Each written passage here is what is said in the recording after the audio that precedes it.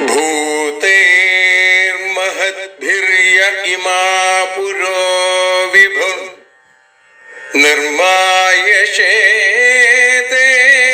यदमूषु पूरुष भुङ्क्ते गुणान् षोडश षोडशात्मका सोऽलं कृषीष्ट भगवान् वचांसि मे।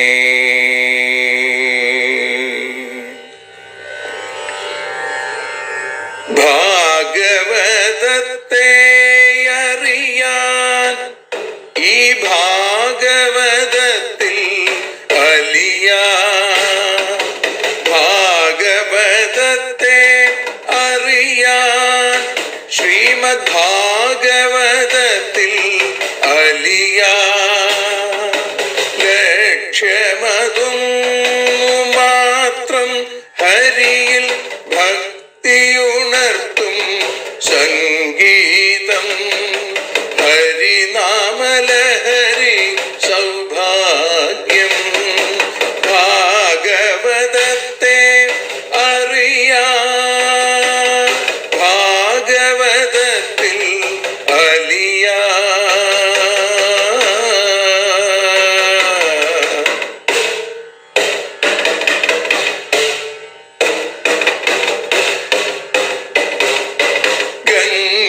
ഗംഗാപതിയുടെ പുത്രൻ സുന്ദര ഗണനായകനോ തുണ ചെയ്യൂ. ഗംഗാപതിയുടെ പുത്രൻ സുന്ദര ഗണനായകനോ തുണ ചെയ്യൂ.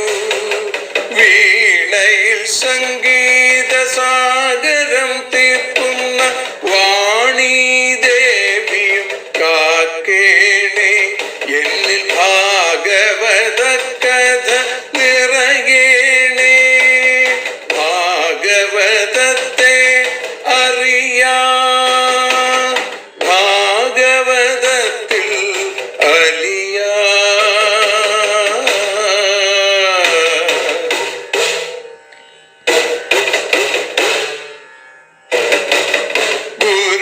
ഗുരുവായൂരിൽ നിത്യം നിറയുക ഗുരുവായൂരിലെ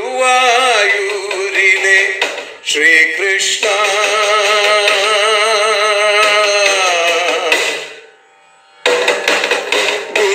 ഗുരുവായൂരിൽ നിത്യം നിറയുക ഗുരുവായൂരിലെ ശ്രീകൃഷ്ണ.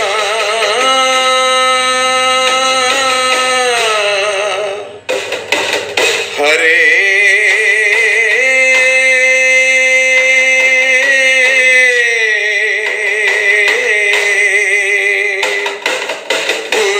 ഗുരുവായൂരിൽ നിത്യം നിറയുക ഗുരുവായൂരിലെ ശ്രീകൃഷ്ണ. കണ്ഠം തന്നിൽ ഗാനം നിറയാൻ കണ്ണാ നീ താൻ തുണയേകു. എന്നിൽ ഭാഗവത കഥ നിറയേണേ.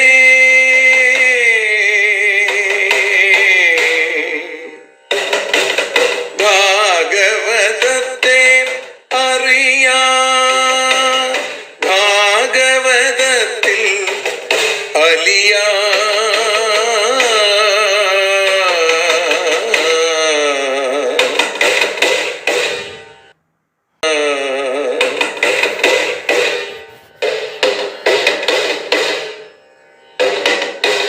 ആദ്യത്തെ ഗുരുവായൂരന്റെ അച്ഛനുപാദ നമസ്കാരം. ആദ്യത്തെ ഗുരുവായൂരനുടെ അച്ഛനുപാദ നമസ്കാരം. അമ്മിഞ്ഞപ്പാൽ മധുരം നൽകിയ അമ്മേ നീ വരമേകേണേ. എന്നിൽ ഭാഗവത കഥ നിറയേണേ.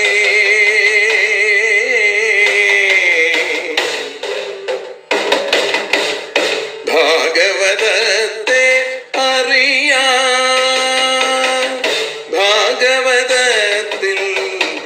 അലിയാ.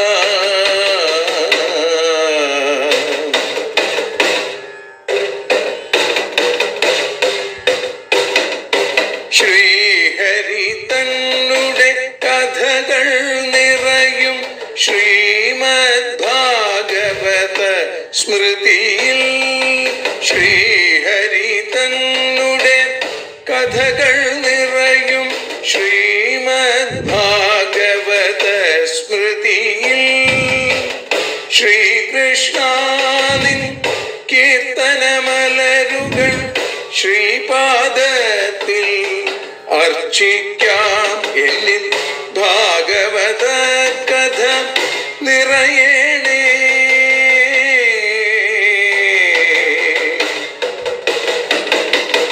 ഭാഗവതത്തെ അറിയാൻ, ഭാഗവതത്തിൽ അലിയാൻ, ലക്ഷ്യമതൊന്നു മാത്രം ഹരിയിൽ ലഹരിയുണർത്തും സംഗീതം,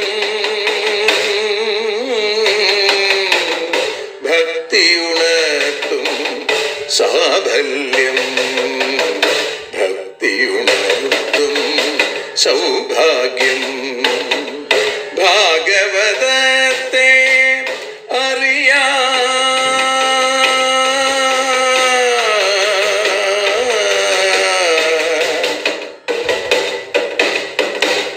ഭാഗവതത്തിൽ അലിയാൻ.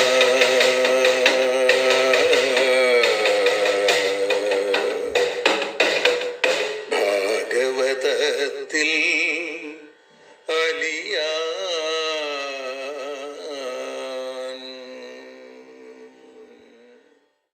സർവത്ര ഗോവിന്ദനാമ സങ്കീർത്തനം. ഗോവിന്ദ ഗോവിന്ദ. പീതാംബരം കരവിരാജിത ശംഖചക്ര കൗമോദഗീ സരസിജം കരുണാസമുദ്രം രാധാസഹായം അതിസുന്ദരമന്ദഹാസം വാതാലയേശം അനിശം ഹൃദി ഭാവയാമി. ശ്രീ ഗുരുവായൂരപ്പാ ശരണം. ഭഗവാന്റെ കൃപാകടാക്ഷങ്ങളെ കൊണ്ട് ശ്രീമദ് ഭാഗവതം അറിയാൻ അലിയാൻ എന്ന അക്ഷരപൂജ ഇന്ന് 752 ദിവസത്തിലേക്ക് എത്തിയിരിക്കുന്നു. ഏകാദശ സ്കന്ധം 3-ാമത്തെ അധ്യായത്തിലെ 18-ാമത്തെ ശ്ലോകം മുതലാണ് നമ്മൾ ഇന്ന് ആരംഭിക്കുന്നത്. നിമി നവയോഗി സംവാദം ആണ് വിചാരം ചെയ്തുകൊണ്ടിരിക്കുന്നത്. നവയോഗികളിൽ ആദ്യത്തെ 3 യോഗീശ്വരന്മാര് കവി, ഹരി, അന്തരീക്ഷൻ, ഈ 3 പേരുടെയും മറുപടികളാണ് നമ്മൾ കേട്ടത്.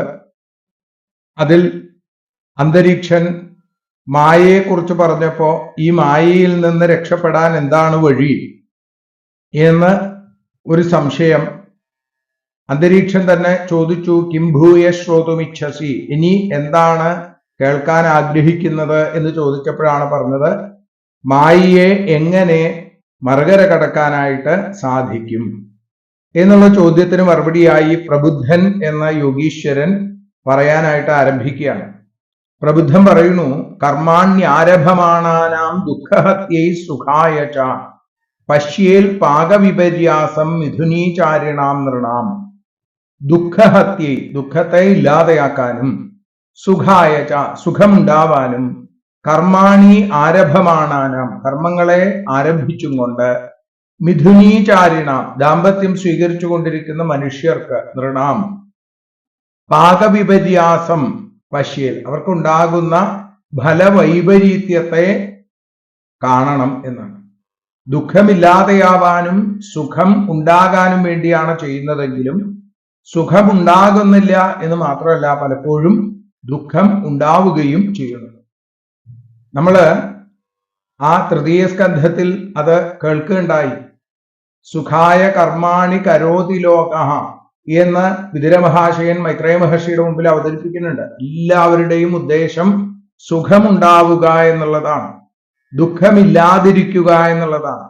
ദുഃഖമുണ്ടാകണം എന്ന് ആകപ്പാടെ ഒരാള് ആഗ്രഹിച്ചിട്ടുണ്ടെങ്കിൽ അത് കുന്തിദേവിയാണെന്ന് തോന്നും നമുക്ക് ഭാഗവതം പഠിക്കുമ്പോൾ, അല്ലെ? വിപദസന്തു എന്ന് കുന്തിദേവി പ്രാർത്ഥിക്കുന്നുണ്ട് പ്രഥമസ്കന്ധത്തിൽ. അപ്പൊ ഇവിടെ പറയുകയാണ്, ഈ ഫലവൈപരീത്യത്തെ നമ്മൾ തീർച്ചയായിട്ടും കാണണം. ഭക്തിയില്ലാതെ മായയെ മറുകര കടക്കാൻ മറ്റൊരു ഉപായവുമില്ല എന്നാണ്. പ്രബുദ്ധൻ എന്ന യോഗീശ്വരൻ രാജാവിനോട് പറയുകയാണ്, വിഷയങ്ങളിലുള്ള താല്പര്യം ഇല്ലാതെയാവണം. ഈ അവസ്ഥയ്ക്കാണ് വൈരാഗ്യം അല്ലെങ്കിൽ വിരക്തി എന്ന് പറയുന്നത്. ഒരാൾ എത്ര ബുദ്ധിയുള്ള ആളാണെങ്കിലും ശ്രേഷ്ഠനാണെങ്കിലും പണമുള്ള ആളാണെങ്കിലും അയാൾക്ക് കപ്പലിൽ കയറിയത് കൊണ്ട് മാത്രം സമുദ്രത്തിന്റെ മറുകര കടക്കാൻ സാധിക്കില്ല. മറിച്ച് കപ്പൽ ഓടിക്കാൻ ഒരു കപ്പിത്താൻ ഉണ്ടെങ്കിലേ അയാൾക്ക് അത് സാധിക്കുകയുള്ളൂ. ഭാഗവതം മറ്റൊരിടത്ത് നമുക്ക് പറഞ്ഞു തരുന്നുണ്ട്, ഈ സംസാര സാഗരം കടക്കാനുള്ള മനുഷ്യ ശരീരമാകുന്ന കപ്പൽ, അതിൻ്റെ ആ കപ്പിത്താനായി ഇരിക്കുന്നത് ഗുരുവാണ് എന്ന് പറയുന്നുണ്ട്. അപ്പൊ അതേപോലെ സംസാര സമുദ്രത്തിന്റെ മറുകര കടക്കാൻ ആഗ്രഹിക്കുന്ന ഒരാൾ ഒരു ഗുരുവിന്റെ ഉപദേശം സ്വീകരിക്കണം. ബ്രഹ്മനിഷ്ഠനായ ഗുരുവിനെ ആശ്രയിക്കണം എന്ന് പറയുകയാണ്. വൈരാഗ്യം ഉണ്ടാവണം. അതെങ്ങനെയാ ഉണ്ടാവുക? ഭാര്യാപുത്രാദികളോടുകൂടി ജീവിച്ചാൽ സാധാരണ രീതിയിൽ പറയാണ്, സാംസാരികന്മാര് അവരുടെ ദുഃഖങ്ങൾ ഇല്ലാതെയാക്കാൻ, സുഖം സമ്പാദിക്കാൻ അവർ എന്തൊക്കെ പ്രവർത്തിക്കുന്നുവോ അതൊക്കെ പലപ്പോഴും സുഖത്തിന് കാരണമല്ല. ഇനി ഒരല്പം സുഖത്തെ നൽകിയാലും അത് വീണ്ടും ദുഃഖത്തിന് കാരണമായിട്ട് തീരുകയും ചെയ്യുന്നു. വിഷയങ്ങളിലുള്ള താല്പര്യം കൊണ്ട് അവർ ഇത് ദുഃഖമാണെങ്കിലും ആ പ്രവൃത്തിയെ ഉപേക്ഷിക്കില്ല എന്നാണ്. ഇതിനെയാണ് അവിവേകം എന്ന് പറയുന്നത്.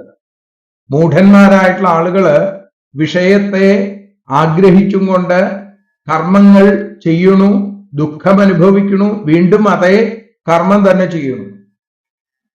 മറ്റൊരു ഉദാഹരണം പറയാറുള്ളത്, ഒട്ടകം വിഷമുള്ള കഴിക്കുന്നത് പോലെയാണ്. വിഷമുള്ള കഴിച്ചാൽ അതിൻ്റെ നാവ് മുറിയും, ചോര വരും, പക്ഷെ വീണ്ടും അതേ വസ്തു തന്നെ കഴിക്കാൻ ആഗ്രഹിക്കുന്നു.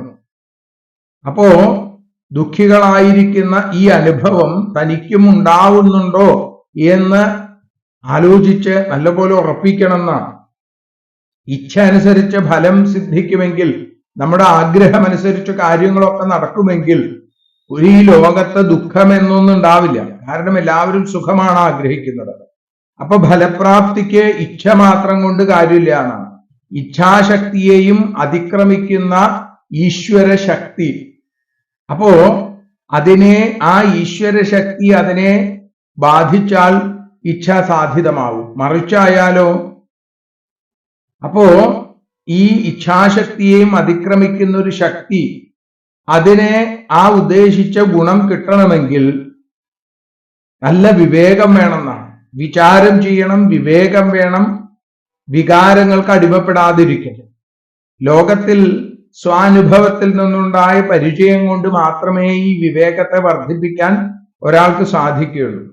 നിത്യാർത്ഥിതേന വിത്തേന ദുർലഭേന ആത്മമൃത്യുന ഗൃഹാപത്യാപ്ത പശുഭി കാ പ്രീതി സാധിതൈശ്ചലൈ. ഇവിടെ സൂചിപ്പിക്കണു, നിത്യാർത്ഥിതേന എപ്പോഴും ആർത്തിയെ, ദുഃഖത്തെ നൽകുന്നതും, ദുർലഭേന സിദ്ധിക്കാൻ വളരെ പ്രയാസമുള്ളതും, ആത്മമൃത്യുന തനിക്ക് തന്നെ നാശത്തിന് കാരണമായിരിക്കുന്നതും, സാധിതൈ അപി ഇനി സിദ്ധിച്ചാൽ തന്നെ ചലൈ സ്ഥിരമല്ലാത്തതും ചലിക്കുന്നതും, വിത്തൈ ഗൃഹാപത്യാപ്ത പശുഭി ധനം കൊണ്ടും വീട്, മക്കള്, ബന്ധുക്കള്, മൃഗങ്ങൾ അല്ലെങ്കിൽ പശുക്കൾ, ഇവ കൊണ്ടൊക്കെ കാ പ്രീതി എന്ത് സന്തോഷമാണ് ലഭിക്കുക എന്നാണ് ചോദിക്കുന്നത്. ചിലപ്പോ വിഘ്നങ്ങൾ വരും. അപ്പൊ കർമ്മഫലം ഉദ്ദേശത്തെ അനുസരിച്ച് വരാതിരിക്കുന്നത് കൊണ്ട് ഈ പ്രവൃത്തിയൊക്കെ വ്യർത്ഥമല്ലേ? അതുകൊണ്ട് എപ്പോഴും ഇങ്ങനെ വരാറില്ലോ. കർമ്മം ചെയ്യുന്നതിനാൽ ഐഹികമായ സുഖത്തിന് കാരണമായ ധനം തുടങ്ങിയതൊക്കെ വരാറുണ്ടല്ലോ. അപ്പൊ കർമ്മത്തിൽ നിന്ന് വിപരീത ഫലം തന്നെ ഉണ്ടാവുള്ളൂ എന്ന് പറയുന്നത് ശരിയാണോ? ചിലപ്പോഴൊക്കെ നല്ല രീതിയിലുള്ള അനുഗ്രഹങ്ങൾ അല്ലെങ്കിൽ സുഖങ്ങൾ ഒക്കെ ഉണ്ടാവാറുണ്ടല്ലോ. എന്നാണെങ്കിൽ ആഗ്രഹിച്ച കാര്യങ്ങൾ സാധിച്ചാൽ സന്തോഷം ഉണ്ടാവും എന്നാണെങ്കിൽ പക്ഷേ ധനാദി സമ്പത്തുകൾ കൊണ്ടുണ്ടാകുന്ന ആ സുഖം സ്ഥിരമല്ല, അത് അചലമല്ല, എന്നും ചലിക്കുന്നതാണ്. ധനാദികൾ സമ്പാദിക്കാൻ അധ്വാനിക്കുന്ന സമയത്ത് ദേഹത്തിന് ബുദ്ധിമുട്ടുണ്ട്. കയ്യിൽ ധനം കിട്ടിക്കഴിഞ്ഞാലോ പിന്നെ അതിനെ സംരക്ഷിക്കാനുള്ള തിടുക്കം, ഇത് മനസ്സിന് ദുഃഖത്തിന് കാരണമാവും. ഞാൻ എത്ര ധനികനായിരുന്നു, എന്റെ കാശ് മുഴുവൻ പോയില്ലോ എന്ന് വിചാരിച്ച് അതിന്റെ ദുഃഖം, കാശ് നഷ്ടപ്പെടുമ്പോൾ. ഇങ്ങനെ ധനം ഉണ്ടാക്കുമ്പോഴും ധനം കയ്യിലുള്ളപ്പോഴും ധനം നഷ്ടപ്പെടുമ്പോഴും ആദി മധ്യാന്തങ്ങളിലൊക്കെ തന്നെ ദുഃഖമാണ് എന്ന് കാണിക്കുന്നു. അപ്പോ ആർക്കും കൊടുക്കാതെ താൻ പോലും അനുഭവിക്കാതെ അതികഠിനമായി അധ്വാനിച്ചാൽ ഒരു സംഖ്യ കിട്ടില്ലേ എന്നാണെങ്കിൽ പറയുകയാണ് ധനം ആത്മമൃത്യുവാണ് എന്ന്. ധനത്തിന് കാരണം എന്താ? ആശയാണ്. ആശ വീണ്ടും വീണ്ടും വർദ്ധിക്കും.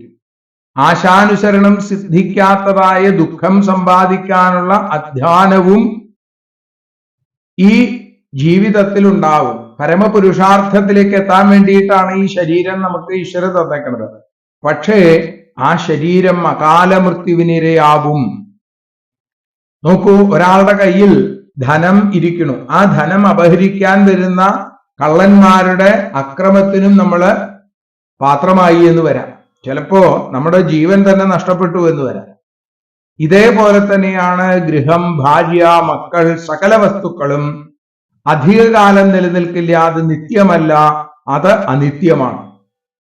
അങ്ങനെ ബുദ്ധിമുട്ടി സമ്പാദിച്ച ഐശ്വര്യങ്ങൾ അനുഭവിക്കാനുള്ള അവസരമില്ലാതെ ഇഹലോകത്തിലെ ഈ ദുഃഖങ്ങൾ അനുഭവിച്ച് വീണ്ടും ഇവിടെ ചെയ്ത പാപങ്ങളുടെ ഫലം പരലോകത്തിൽ അനുഭവിക്കേണ്ടി വരും.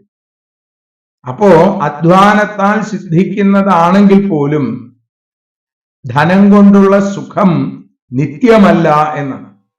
ദുഃഖഭൂയിഷ്ടമായി കാലം കഴിക്കുന്നു എന്നല്ലാതെ സന്തോഷിക്കാൻ അവസരം കിട്ടുന്നില്ല. എത്രയോ ആളുകൾ അല്ലേ, ധനം ഒരുപാടുണ്ട്, പക്ഷേ ജീവിതത്തിൽ ഒരിക്കൽ പോലും ഒരു സുഖം അനുഭവിച്ചിട്ടുണ്ടാവില്ല. അവർ ധനം ഉണ്ടാക്കാൻ വേണ്ടിയുള്ള ഓട്ടങ്ങളായിരുന്നു. അത് കഴിഞ്ഞ് ധനം കിട്ടിക്കഴിഞ്ഞപ്പോഴും അതിനെ സംരക്ഷിക്കാനുള്ള ശ്രമങ്ങളായി. അപ്പൊ തന്നെയും തന്റെ ആ സുഖത്തെയും മറന്നുകൊണ്ട് ജീവിക്കണം. അവസാനം മരിച്ചു പോകുന്നു. അതുകൊണ്ട് ക്ഷണഭങ്കുരമാണ് ശരീരം. ശരീരം എപ്പോ വേണമെങ്കിലും നമ്മളെ വിട്ടുപോകാൻ സാധ്യതയുണ്ട്. ജീവിതം ഏറ്റവും കൂടിയാൽ 100 വർഷം എന്നൊക്കെയാണ് പറയുക. ആ നിലനിൽക്കുന്നിടത്തോളം കഴിഞ്ഞുകൂടാനുള്ള ധനത്തോടുകൂടി ജീവിക്കുക. ജീവിക്കാൻ ധനം വേണം, ധനത്തിനായി ജീവിക്കരുത് എന്നൊക്കെ പറയാറുണ്ട് അല്ലേ? അങ്ങനെ ധനാർജനം എന്നും ദുഃഖത്തിന് കാരണമാണ് എന്ന് അറിയുന്നതാണ് വിവേകം. അതറിയാതെ അതിന്റെ പിന്നാലെ പാഞ്ഞു നടക്കുന്നതാണ് അവിവേകം. ഇങ്ങനെ ഏവം ലോകം പരം വിദ്യാന്നശ്വരം കർമ്മനിർമ്മിതം സതുല്യാതിശയധ്വംസം യഥാ മണ്ഡലവർത്തിനാം. ഏവം കർമ്മനിർമ്മിതം, ഇങ്ങനെ കർമ്മം കൊണ്ടുണ്ടാക്കുന്ന പരം ലോകം, പരലോകത്തെയും നശ്വരം, നശിക്കുന്നതായിട്ടും മണ്ഡലവർത്തിനാം യഥ, ആ ഖണ്ഡമണ്ഡലാധിപന്മാര്, ഈ ലോകത്തെ നയിക്കുന്ന ആളുകള്, രാജ്യസുഖം അവരുടെ, ഇതേപോലെ സതുല്യാതിശയധ്വംസം, തുല്യം, അതിശയം, നാശം എന്നിവയുള്ളതാണ് എന്ന് വിദ്യ അറിയണം എന്നാണ്. സ്വർഗലോക സുഖവും ദുഃഖമാണ് എന്ന് കാണിക്കുകയാണ്. കാരണം എന്താ? സ്വർഗലോകത്തിനും അവിടെ കിട്ടുന്ന സുഖത്തിനും നാശമുണ്ട്. പുണ്യം കൊണ്ടാണ് സ്വർഗലോകത്തിലേക്ക് എത്തുന്നതെങ്കിൽ പുണ്യം ക്ഷയിക്കുമ്പോൾ തിരിച്ചു വരണം. ക്ഷീണേ പുണ്യേ മർത്യലോകം വിശന്തി. പുണ്യം അവസാനിച്ചു കഴിഞ്ഞാൽ, അത് ക്ഷയിച്ചു കഴിഞ്ഞാൽ വീണ്ടും മനുഷ്യനായിട്ട് പിറക്കേണ്ടി വരും. സ്വർഗത്തിലിരിക്കുന്നവർക്ക് ആ ഇരിക്കുന്ന സമയത്ത് സുഖം അല്ലേ എന്നാണെങ്കിൽ അവിടെയും ഈർഷ്യയും അസൂയയും കുശുമ്പും കുനിഷ്ഠും ഒക്കെ അവിടെയുണ്ട്. എത്രയെത്ര കഥകൾ, ദേവേന്ദ്രന്റെ കഥകളൊക്കെ നമ്മൾ കേട്ടിട്ടുള്ളതാണ്, നഹുഷന്റെ കഥ നമ്മൾ കേട്ടിട്ടുള്ളതാണ്. അപ്പൊ അതുകൊണ്ട് തുല്യത, അതിശയം, നാശം, ഇത് ഈ സ്വർഗലോകത്തിലുമുണ്ട്. സതുല്യാതിശയധ്വംസം. അപ്പോ നാശം നേരിടുമ്പോൾ ഭയം. അപ്പോ ഇവിടെ പറയുകയാണ് സ്പർദ്ധ. സുഖം ഒരേപോലെ ഉണ്ടെങ്കിൽ അവർ തമ്മിൽ സ്പർദ്ധയുണ്ടാവും. എന്നാൽ സുഖം ഒരാൾക്ക് കുറച്ച് കൂടിക്കഴിഞ്ഞാലോ ആ അതിശയം കാണുമ്പോൾ നമുക്ക് അസൂയയുണ്ടാവും. നാശം വരുമ്പോ ഭയവും ഉണ്ടാവും. നോക്കൂ, ഖണ്ഡമണ്ഡലത്തെ ഭരിച്ചിരിക്കുന്ന രാജാക്കന്മാർ തമ്മിൽ ഈ തല്ലൂട്ടുണ്ടാവുന്നതിന് കാരണം എന്താ? അതൊക്കെ ഇത് തന്നെയാണ്. ഇതേപോലെ തന്നെ സ്വർഗസുഖവും അങ്ങനെയാണ്. പുണ്യത്തിനും താരതമ്യമുണ്ട്. എല്ലാവർക്കും ഒരേ തരത്തിലല്ല ആ സ്ഥിതി എന്ന് മാത്രമല്ല, എല്ലാവർക്കും ഒരേപോലെയല്ല അവിടുത്തെ സ്ഥിതിയും എന്ന് കാണിക്കുന്നു. അപ്പൊ അതുകൊണ്ട് ഈ ലോകത്തിൽ ജനിച്ച ആളുകൾ, അതേപോലെ തന്നെ സ്വർഗലോകത്ത് ഇരിക്കുന്ന ആളുകൾ, ഇവർക്കൊക്കെ നാശമുണ്ട് എന്ന് മനസ്സിലാക്കണം എന്നാണ്.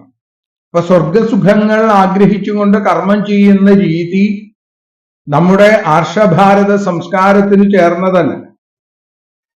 അപ്പൊ കർമാദികൾ അനുഷ്ഠിക്കാൻ വേണ്ടിയിട്ടും ആ കർമാനുഷ്ഠാനത്തിലൂടെ ലഭിക്കുന്ന സുഖത്തിനും വേണ്ടി വെറുതെ ക്ലേശിക്കരുത്. ഇങ്ങനെ ഇഹത്തിലും പരത്തിലുമുള്ള സുഖങ്ങളിൽ കാംക്ഷ ഇല്ലാതിരിക്കുന്ന സ്വഭാവം ഉണ്ടായാലാണ് അയാൾക്ക് വിഷയവൈരാഗ്യം വരിക. ആ വൈരാഗ്യം വർദ്ധിക്കും തോറും ഒരാളുടെ മനസ്സ് ശുദ്ധമായിട്ട് തീരും. ഇങ്ങനെ ദൃഢമായ ആ വൈരാഗ്യം ഉണ്ടാകുമ്പോ ഇഹത്തിലും പരത്തിലുമുള്ള സുഖത്തെക്കാൾ മീതയുള്ള സുഖം എന്താണ്, നിത്യാനന്ദം എന്താണ്, ഒരിക്കലും നശിക്കാത്ത ആ ആനന്ദത്തിലേക്ക് മനസ്സ് വ്യാപരിക്കും. അങ്ങനെ ആ ആഗ്രഹം സാധിക്കാൻ വേണ്ടി ഒരു ഗുരുവിനെ അയാൾ അന്വേഷിക്കുകയും ചെയ്യും. ഇതാണ് പറയുന്നത്. തസ്മാത് ഗുരും പ്രപദ്യേത ജിജ്ഞാസു ശ്രേയ ഉത്തമം ശാബ്ദ പരേച നിഷ്ണാതം ബ്രഹ്മണ്യുപശമാശ്രയം. എങ്ങനെയുള്ള ഗുരുവാണെന്ന് പറയാം. അതുകൊണ്ട് തസ്മാത് ഉത്തമം ശ്രേയ ജിജ്ഞാസു, ഉത്തമമായ ശ്രേയസ്സിനെ അറിയാൻ ആഗ്രഹിക്കുന്നവൻ, ശാബ്ദ ബ്രഹ്മണി വേദത്തിലും, പരേ ബ്രഹ്മണി പരബ്രഹ്മത്തിലും, നിഷ്ണാതം സമർത്ഥനായ, ഉപശമാശ്രയം ഉപശാന്തനായ ഗുരു പ്രപദ്യേത, ഗുരുവിനെ പ്രാപിക്കണം, അല്ലെങ്കിൽ ഗുരുവിനെ തേടണം, ഗുരുവിന്റെ അടുത്തേക്ക് എത്തണം. ആരെയെങ്കിലും ഗുരുവായിട്ട് സ്വീകരിച്ചാൽ മതിയോ? പോരാണ്. ഭിന്നനാവ ആശ്രിതസ്തബ്ധോ യഥാപാരം ന ഗച്ഛതി ജ്ഞാനഹീനം ഗുരും പ്രാപ്യ കുതോ മോക്ഷമവാപ്നുയാൽ എന്നാണ്. നമ്മൾ സംസാരസാഗരത്തിന്റെ മറുകര കടക്കാൻ തോണിയിൽ കയറണമെങ്കിൽ ആ തോണി ഏറ്റവും നല്ല തോണിയായിരിക്കണം. പൊളിഞ്ഞ തോണിയെ ആശ്രയിച്ചു കഴിഞ്ഞാൽ അതിലൂടെ വെള്ളം കയറി ആ തോണി മുങ്ങിപ്പോവാൻ സാധ്യതയുണ്ട്. ഇതേപോലെ തന്നെ ജ്ഞാനഹീനനായിരിക്കുന്ന ഒരു ഗുരുവിനെ സ്വീകരിച്ചു കഴിഞ്ഞാൽ ആ ഗുരുവും നമ്മളും ഒരേപോലെ നശിക്കും. യഥാർത്ഥ ഗുരുവിനെ പ്രാപിക്കണം. എന്താണ് ഗുരുവിന്റെ ലക്ഷണം എന്നാണെങ്കിൽ, ശാബ്ദേ പരേ ച നിഷ്ണാദം എന്നാണ്. ശാബ്ദം എന്ന് പറഞ്ഞാൽ അവിടെ ആ ശാബ്ദേ ബ്രഹ്മണി. എന്താണ് ശാബ്ദബ്രഹ്മം എന്ന് പറയുന്നത്? വേദത്തെയാണ്. വേദത്തെ ന്യായസഹിതമായ അർത്ഥധാരണയോടുകൂടി പഠിച്ച ആള്, പരബ്രഹ്മത്തെ സാക്ഷാത്കരിക്കാൻ സാധിച്ച ആള്. അങ്ങനെയുള്ള ആൾക്ക് ഇത് മറ്റൊരാൾക്ക് സാക്ഷാത്കരിക്കാനുള്ള ഉപദേശം കൊടുക്കാൻ സാധിക്കുകയുള്ളൂ. ശിഷ്യന്റെ സകല സംശയങ്ങളും തീർക്കാൻ സാധിക്കുന്നവനാവണം. അങ്ങനെ ശിഷ്യന്റെ സംശയങ്ങൾ തീർപ്പ് അത് ശാസ്ത്രാനുസാരിയായി യുക്തി കൊണ്ട് മനസ്സിലാക്കി വേദാന്ത ശാസ്ത്രത്തെ അറിയുന്ന ഒരാൾക്ക്, ആ ബ്രഹ്മസാക്ഷാത്കാരം സിദ്ധിച്ച ഒരാൾക്ക് ശിഷ്യന്റെ ഉള്ളിലും ഈ ബ്രഹ്മസാക്ഷാത്കാരത്തെ അനുഭവപ്പെടുത്തി കൊടുക്കാൻ സാധിക്കും. അങ്ങനെയുള്ള ഒരു ഗുരുവിനെ പ്രാപിക്കണം എന്നാണ്. അങ്ങനെയുള്ള അദ്ദേഹത്തിന് മറ്റൊരു ഗുണം പറഞ്ഞു. അദ്ദേഹം ഉപശമാശ്രയം, ഉപശാന്തനായിരിക്കണം, എപ്പോഴും ശാന്തനായിട്ടിരിക്കണം. കാമം, ക്രോധം, ലോഭം, മോഹം, മദം, ആശ്ചര്യം എന്നീ ഷഡ്രിപുക്കളെ ജയിച്ച ആളാണ്. വലിയൊരു സമുദ്രം പോലെ, തിരമാലകൾ ഒതുങ്ങിയ സമുദ്രം, ഇളക്കമില്ലാതെ തേജോമയനായി. നോക്കൂ, എല്ലാ ജീവികളെയും സമഭാവനയോടുകൂടി കാണുന്ന, ഇങ്ങനെയുള്ള ഗുരുനാഥന്മാരുടെ ചില ആശ്രമങ്ങളൊക്കെ നമ്മൾ ഭാഗവതത്തിൽ പലയിടത്തായിട്ട് കണ്ടിട്ടുണ്ട്. അവിടെയുള്ള ക്രൂരന്മാരായിട്ടുള്ള മൃഗങ്ങൾ, സിംഹം, പുലി, കരടി, ഇതൊക്കെ തന്നെ വളരെ ശാന്തചിത്തരായിട്ട് തീരുന്നു അവർ.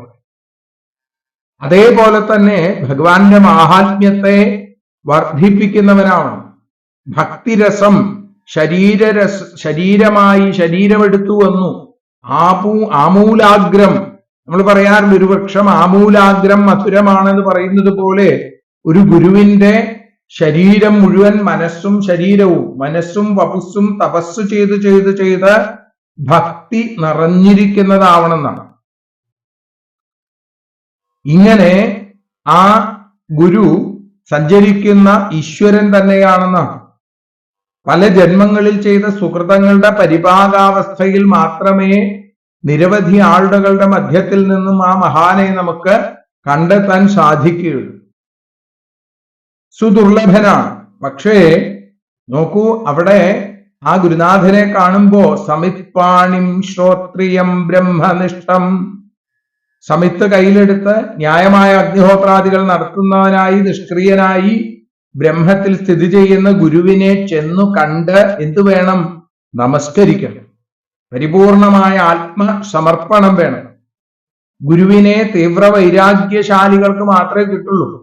ആദ്യം വൈരാഗ്യം വരണം.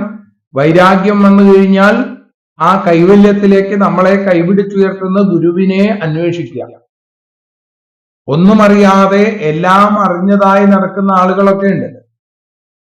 അങ്ങനെയുള്ള ആളുകൾ നമ്മുടെ ജീവിത വൃത്തികളെ, ജീവിതയാത്രകളെ നശിപ്പിക്കും. ഇപ്പോ അന്ധകാരത്തിൽ കിടക്കുന്നവന് വെളിച്ചം കിട്ടിയാൽ സന്തോഷാവും. പക്ഷേ തന്റെ കയ്യിൽ പിടിച്ച തിരിയിൽ നിന്ന് വെളിച്ചം, സൂര്യപ്രകാശവും ഒന്ന് തന്നെ എന്ന് അഹങ്കരിച്ചാൽ അത് അപകടമാണ്. സൂര്യപ്രകാശത്തിന്റെ മഹിമ എത്ര വലുതാണ്, തന്റെ കയ്യിലിരിക്കുന്ന തിരി എത്ര ചെറുതാണ് എന്ന ബോധ്യം ഉണ്ടാവണം. പരമശാന്തിയെ നൽകുന്ന ആത്മജ്ഞാനം കേവലം തലമുണ്ടനം ചെയ്തത് കൊണ്ടോ, അല്ലെങ്കിൽ കാഷായ വസ്ത്രം ധരിച്ചത് കൊണ്ടോ, അതുമല്ലെങ്കിൽ രുദ്രാക്ഷമാല ധരിച്ചത് കൊണ്ടോ, നെറ്റിയിൽ ഒരുപാട് ആ പ്രസാദം അല്ലെങ്കിൽ ഭസ്മം തുടങ്ങിയൊക്കെ അണിഞ്ഞത് കൊണ്ടോ ഒന്നും ലഭിക്കില്ല എന്നാണ്. മറിച്ച് സദ്ഗുരുവിന്റെ കടാക്ഷം കൊണ്ട് പോലും ശാന്തചിത്തന്മാർക്ക് കൂടി സിദ്ധിക്കുന്ന മഹാപദവിയാണ്. അപ്പൊ ആ ഭക്തിപൂർവം ഗുരുവിനെ വീണ് നമസ്കരിക്കണം, നിഷ്കപടമായി ശുശ്രൂഷിക്കണം ഗുരുവിനെ. തത്ര ഭാഗവതാൻ ധർമാൻ ശിക്ഷയിൽ ഗുരുവാത്മദൈവത, ആമയായ അനുവൃത്തിയായ തുഷ്യേത് ആത്മാത്മദോ ഹരി എന്നാണ് 22ാമത്തെ ശ്ലോകത്തിൽ പറയുന്നത്. തത്ര ഗുരുവാത്മദൈവത, ഗുരു തന്നെയാണ് ആത്മാവും ദൈവവും എന്ന ഭാവനയോടുകൂടി അമായയ അനുവൃത്തിയ, കപടമില്ലാത്ത സേവയോടുകൂടി ഭാഗവതാൻ ധർമാൻ, ഭഗവാൻ പ്രസാദിക്കാനുള്ള ധർമ്മം, അതാണ് ഭാഗവത ധർമ്മം, അതിനെ അഭ്യസിക്കുക. യൈ ആത്മാ ആത്മദഃ, യാതൊരു ധർമ്മങ്ങളെ കൊണ്ട് പരമാത്മാവായും പരമാത്മ സാക്ഷാത്കാരത്തെ ഭക്തർക്ക് കൊടുക്കുന്നവനുമായ ഹരി, സാക്ഷാൽ ശ്രീഹരി തുഷ്യേൽ സന്തോഷിക്കുമോ, അതാണ് ഭാഗവത ധർമ്മം. ഈശ്വരന് സന്തോഷമുണ്ടാകുന്ന കർമ്മമാണ് ഭാഗവത ധർമ്മം. അങ്ങനെ ഗുരുവിന്റെ അടുത്ത് ചെന്ന് കാക്കൽ വീണ് സാഷ്ടാംഗം നമസ്കരിക്കുക, നിഷ്കപടമായി ശുശ്രൂഷിക്കുക, എന്താണോ ഗുരു പറയുന്നത് അതിനെ അനുസരിക്കുക. ഗുരു തന്നെയാണ് ആത്മാവും ഈശ്വരനും എന്ന് ഉറയ്ക്കുന്നവർക്കല്ലാതെ ഈ ഒരു ആത്മസമർപ്പണം സാധ്യമാവില്ല. അതുകൊണ്ട് സർവാത്മന അദ്ദേഹത്തെ സേവിക്കുക. അങ്ങനെ ഭഗവാനെ ഭജിക്കേണ്ടതായ മാർഗങ്ങളെ ഗുരു ഉപദേശിക്കുന്ന രീതിയിൽ അഭ്യസിക്കണം. അതിൽ യാതൊരു സംശയവും പാടില്ല. ഇപ്പൊ ധർമ്മങ്ങൾ ഏത് ധർമ്മം അനുഷ്ഠിച്ചാലാണോ ഭഗവാൻ പ്രസാദിച്ച് ഭക്തന് ആത്മസ്വരൂപത്തെ ഉള്ളം കൈയിലെ നെല്ലിക്ക പോലെ കാണിച്ചു കൊടുക്കുക, അതുവരെ ഉണ്ടായിരുന്ന സകല സംശയങ്ങളെയും വേരോടുകൂടി മുറിച്ചു കളയുക, ആ ധർമ്മങ്ങൾ അനുഷ്ഠിച്ച് ഗുരോരനുഗ്രഹേണൈവ, ഗുരുവിന്റെ അനുഗ്രഹം കൊണ്ട് തന്നെ ആ ശിഷ്യനും ഗുരുവിന്റെ തലത്തിലേക്ക് എത്തും. ഭഗവത് അനുഗ്രഹത്തിന്റെ പ്രത്യക്ഷമായ അനുഭവം ഇതാണ്. തദ്വിദ്ധി പ്രണിപാതേന പ്രശ്നേന സേവയാ ഉപദേക്ഷ്യന്തി തേ ജ്ഞാനം ജ്ഞാനിന തത്വദർശിന എന്നാണ്. നിഷ്കപടമായ സേവ, ആ സേവ കൊണ്ട് ജ്ഞാനികളെ സന്തോഷിക്കും. അങ്ങനെ അവര് വേണ്ടതായിട്ടുള്ള അനുഗ്രഹം തരും. ഭഗവാൻ അർജുനന് പറഞ്ഞു കൊടുക്കുന്നുണ്ട്. അതുകൊണ്ട് മഹാത്മാക്കളായിട്ടുള്ള ജ്ഞാനികളായിരിക്കുന്ന ആളുകളെ വേണ്ട പോലെ ആശ്രയിച്ച് ഭാഗവത ധർമ്മങ്ങൾ മനസ്സിലാക്കണം എന്ന് പറഞ്ഞു കൊടുക്കുകയാണ് അവിടെ ആ പ്രബുദ്ധൻ എന്ന യോഗീശ്വരൻ. ആ ശ്ലോകത്തോടുകൂടി നമ്മൾ ഇപ്പോ ഭഗവത്പാദങ്ങളിൽ സമർപ്പിക്കുകയാണ്. നാളെ തുടർന്നുള്ള ഭാഗങ്ങൾ 23-ാമത്തെ ശ്ലോകം മുതൽ നമുക്ക് നാളെ അനുസ്മരിക്കാം. സർവത്ര ഗോവിന്ദനാമ സങ്കീർത്തനം. ഗോവിന്ദ ഗോവിന്ദ.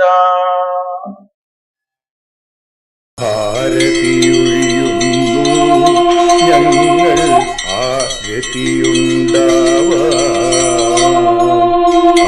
ഹരിപാദേ രതിയുണ്ടാകാൻ ആരതിയൊഴിയുന്നു.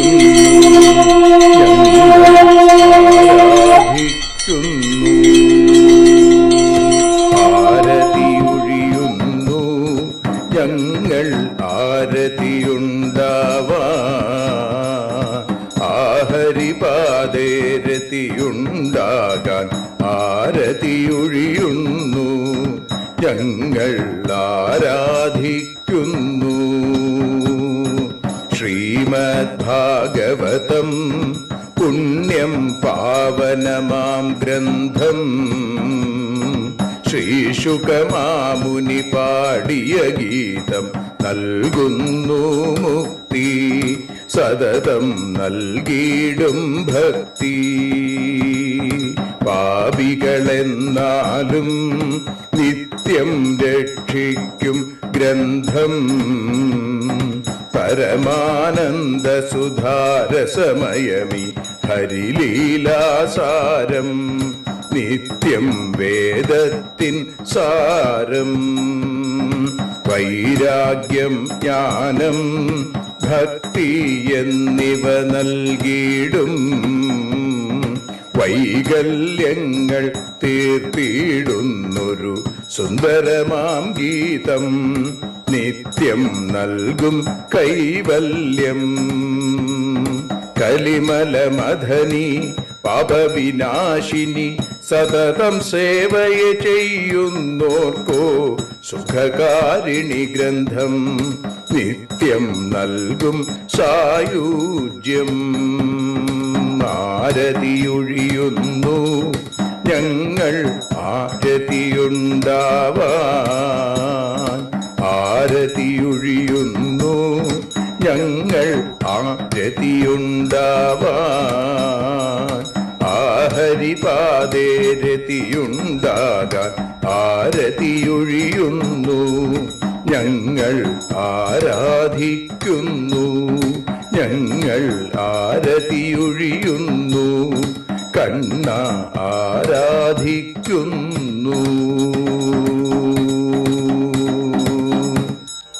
രാധാരമണ മുകുന്ദ മുരാരേ ശരണം മേ തവ ചരണയുഗം. പവനപുരേശ രാധാ കൃഷ്ണ ശരണം മേ തവ ചരണയുഗം. മീനായി മണ്ണിൽ പിറന്നൊരു ദേവ ശരണം മേ തവ ചരണയുഗം. കച്ഛപരൂപമെടുത്തൊരു ദേവ ശരണം മേ തവ ചരണയുഗം.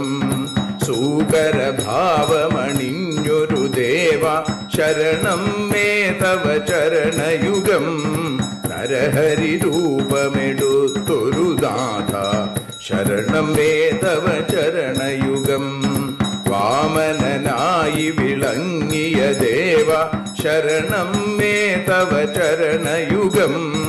ഭാർഗവരാമനതായൊരു ദേവ ശരണം മേ തവ ചരണയുഗം.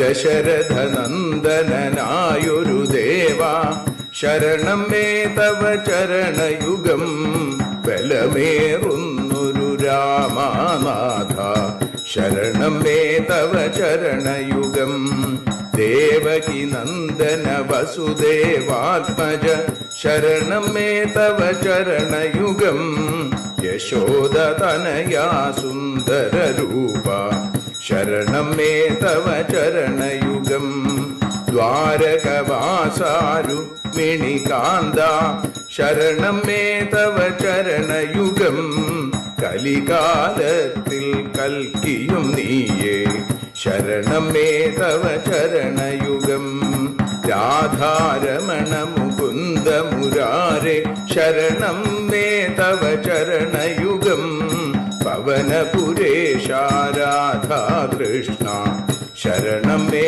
തവ ചരണയുഗം ചോറ്റാനിക്കര വാഴും ദേവി ശരണം മേ തവ ചരണയുഗം സാംബ സദാശിവ ശംഭോ ശങ്കര ശരണം മേ തവ ചരണയുഗം ഹരിഹരപുത്ര ആശ്രിതമിത്ര ശരണം മേ തവ ചരണയുഗം സദ്ഗുരുനാഥ ഗുണപരിപൂർണ ശരണം മേ തവ ചരണയുഗം മൂഷിക വാഹന മോദകഹസ്ത ശരണം മേ തവ ചരണയുഗം ഭക്തജനപ്രിയ ഭാഗവത പ്രിയ ശരണം മേ തവ ചരണയുഗം രാധാരമണ മുകുന്ദ മുരാരെ ശരണം മേ തവ ചരണയുഗം ഗുരുപവനപുരേശ രാധാകൃഷ്ണ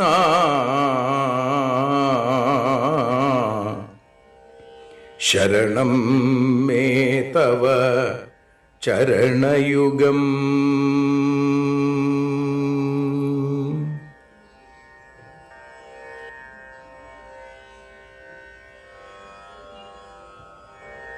യദക്ഷരപദഭ്രഷ്ടം മാത്രാഹീനം തു യദ്ഭവേൽ തത്സർവം ക്ഷമ്യതാം ദേവ നാരായണ നമോസ്തുതേ. വിസർഗബിന്ദുമാത്രാണി പദപാദാക്ഷരാണി ച ന്യൂനാനി ചാതിരിക്താനി ക്ഷമസ്വ പുരുഷോത്തമ. മന്ത്രഹീനം ക്രിയാഹീനം ഭക്തിഹീനം ജനാർദ്ദന യൽപൂജിതം മയാ ദേവ പരിപൂർണം തദസ്തു തേ. കായേന വാചാ മനസേന്ദ്രിയേർവാ ബുദ്ധ്യാത്മനാ വാ പ്രകൃതേ സ്വഭാവാൽ കരോമി യദ്യൽ സകലം പരസ്മൈ നാരായണായേതി സമർപ്പയാമി. സ്വസ്തി പ്രജാഭ്യ പരിപാലയന്താം ന്യായേന മാർഗേണ മഹീം മഹീഷ. ഗോബ്രാഹ്മണേഭ്യ ശുഭമസ്തു നിത്യം. ലോകാഃ സമസ്താഃ സുഖിനോ ഭവന്തു. ലോകാഃ സമസ്താഃ സുജനാഃ ഭവന്തു. ലോകാഃ സമസ്താഃ ത്വൽഭക്തിരതാഃ ഭവന്തു. സർവേ ഭവന്തു സുഖിനഃ സർവേ സന്തു നിരാമയാം.